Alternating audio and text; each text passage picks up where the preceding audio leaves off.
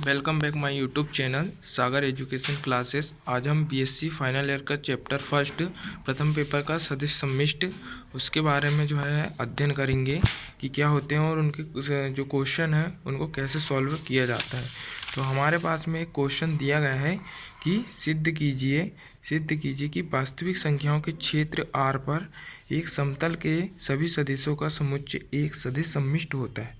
तो हमें यहाँ पे क्वेश्चन में बोला गया है कि जो वास्तविक संख्या के क्षेत्र R बोले तो एक रियल नंबर पर एक जो समतल के सभी सदिशों का एक समुच्चय दिया गया है वह एक सदिश सम्मिष्ट है। तो इसके लिए हम जो है कि इसको जो क्वेश्चन को हमें बिल्कुल अच्छी तरह से समझ लेना है। उसके बाद हल करते वक्त हमें ऐसा लिखना है कि माना जो है वेक्टर v एक समतल में स्थित सभी सदिशों का एक समुच्चय है, मतलब v पर पूरे ही समुच्चय आ गए हैं जो कि सदिशों का एक समुच्चय है, तथा r एक वास्तविक संख्याओं का क्षेत्र है। वास्तविक संख्याएं जो होती है कि 0, -1, 1 करने वाली जितनी भी परिमेय और अपरिमेय संख्या को मिलकर एक वास्तविक संख्या बनती है। तो जो है VR जो है कि वेक्टर VR बोले तो पूरा फंक्शन सम्मिष्ट होगा, सदिश सम्मिष्ट होगा यदि वह निम्न अभिग्रहितों को संतुष्ट करता है। तो माना जो है कि धनात्मक दिए गए समतल सदिशों का योग प्रदर्शित करता है, जो कि जितने भी सदिश दिए गए हैं एक वेक्टर पे उनका जो है कि धन चिन्ह पूरे का ही योग प्रदर्शित करता है, तथा जो है इनटू गुणा का चिन्ह एक सदिश के साथ एक अदिश के गुणन को प्रदर्शित करता है। माना कि वेक्टर v में जो है कि अल्फा सदिश है और एक अदिश जो है कि अदिश के लिए अलग बोले तो ABC अदिशों को मान लिए तो a इंटू अल्फ़ा जो है हो जाएगा कि वह एक गुणन को प्रदर्शित करेगा।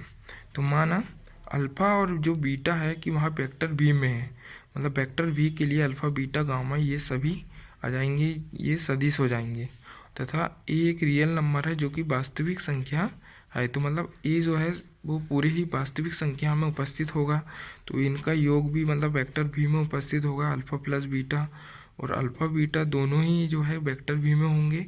और a इंटू अल्फ़ा जो है कि यहाँ से गुणन को प्रदर्शित करते हैं, अदिश के गुणन को प्रदर्शित कर रहा है, तो वेक्टर v में ये भी होगा और a एक रियल नंबर ये भी होगा किसमें R पे, R बोले तो वास्तविक संख्या में a होगा, और अल्फ़ा बोले तो एक सदिश वेक्टर जैसा है तो ये भी वेक्टर v में होगा, अतः v संवर्ग अभिग्रहित को संतुष्ट करता है। अब हम दिखाएंगे कि जो है कि v योग जो है कि अवेली v प्लस के सापेक्ष अवेली समूह है, तो एक वेक्टर भी है और इनका योग जो है अवेली समूह है। तो संवर्ग नियम से हमने देखा कि अल्फ़ा प्लस बीटा भी जो है वेक्टर v में है और अल्फ़ा और बीटा दोनों ही v में है। तो हमें यहाँ से दिख रहा है कि ये संवर्ग नियम का बिल्कुल ही पालन कर रहा है। और यहाँ फिर हम सेकंड में देख लेते हैं कि सहचार नियम में क्या होता है कि दो जो है कि अल्फ़ा प्लस बीटा दो अवयवों का योग तीसरे अवयव की योग तथा जो है पहला अवयव का योग दो अवयवों के योग के दोनों के बराबर ही होता है। तो यहाँ पे जो है कि एक वेक्टर है, वेक्टर के अंदर जो अल्फ़ा बीटा गामा है, तो सदिश के योग के गुण से जो है अल्फ़ा प्लस बीटा कोष्टक में वह गामा से मतलब ऐड होता है, और अल्फ़ा प्लस बीटा अल्फ़ा कोष्टक में बीटा प्लस गामा जो है कि अल्फ़ा से ऐड होता है। तो ये दोनों जो है सहचार नियम के पालन कर रहे हैं। तो इसके बाद हमारा तीसरा जो नियम आता है कि वह आता है योज्य तत्समक की उपस्थिति। तो जो है कि ज़ीरो जो है कि एक वेक्टर v में जो सदिश के रूप में है, और इस प्रकार से अल्फ़ा जो है कि एक वेक्टर v में वह भी है, तो अल्फ़ा प्लस ज़ीरो या ज़ीरो प्लस अल्फ़ा बराबर अल्फ़ा होगा। तो ज़ीरो जो होगा v में योज्य तत्समक है, मतलब वेक्टर v में योज्य तत्समक दर्शा रहा है। यहाँ पे हमने देखे हैं कि ज़ीरो जोड़ने पे भी हमारा जो है वेक्टर ही आ रहा है, तो मतलब ज़ीरो जो है कि योज्य तत्समक दर्शा रहा है।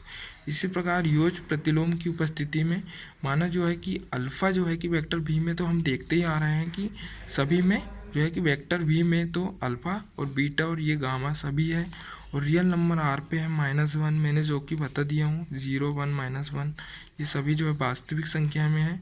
तो -1 इंटू अल्फ़ा, तो अपन ने यहाँ पे पढ़े थे कि यदि एक जो सदिश का और अदिश सदिश का जो गुणा है अदिश से करने पे एक अदिश सदिश प्राप्त होता है। तो -1 अल्फ़ा बराबर माइनस अल्फ़ा, तो ये वेक्टर v पे उपस्थित है। तो इस प्रकार से अल्फ़ा प्लस माइनस अल्फ़ा या फिर minus alpha plus alpha equal to 0 हो जाएगा, क्योंकि यह एक इसका प्रतिलोम है। इसको काटने में 0 आएगा, चाहे इसे काटें, तो यह भी योज प्रतिलोम में होगा।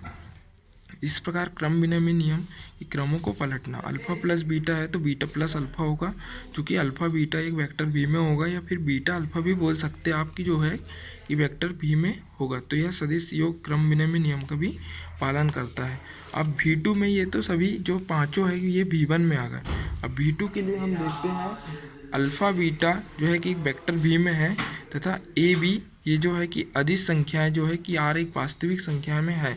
तो A जो है अल्फ़ा प्लस बीटा बराबर A into alpha plus A into beta. इसे वितरण नियम से भी कहा जा सकता है, पर हम यहाँ पे इसको हल कर रहे हैं तो इस टाइप से ये सिंपल भी दिख रहा है, तो हमें लिखने की आवश्यकता नहीं है। इस प्रकार A प्लस बीटा जो है कि दो अदिशों को योग में एक सदिश का गुणा कर रहे हैं, तो भी वह वितरण नियम का पालन कर रहा है। A into alpha plus B into alpha. A जो है कि बीटा अल्फ़ा यह सहचार नियम के लिए है, तो ए बी इंटू अल्फ़ा मतलब ए बी हो गया और अल्फ़ा बाहर आ गया। अब B3 से हम देखते हैं कि हमें ज्ञात है कि जो है एक है एक रियल नंबर है, इस प्रकार है कि एक गुणा अल्फ़ा से करें तो अल्फ़ा ही आ रहा है, और जो है अल्फ़ा एक जो है V का एक अवयव है। तो सदिश सम्मिश्र के सभी गुण VR के अवयव को संतुष्ट करते हैं, अतः जो VR जो वेक्टर है वह सदिश सम्मिश्र है। तो मैं आशा करता हूँ दोस्तों ये जो आपको जो सवाल समझाया गया वो बहुत ही आपके लिए इजी साबित होगा ये वीडियो के माध्यम से। यदि आपको यह वीडियो बिल्कुल पसंद आता है तो आप इसको लाइक शेयर सब्सक्राइब करें, और सब्सक्राइब करें जिससे कि आपको आगे आने वाला वीडियो भी आपके पास जल्दी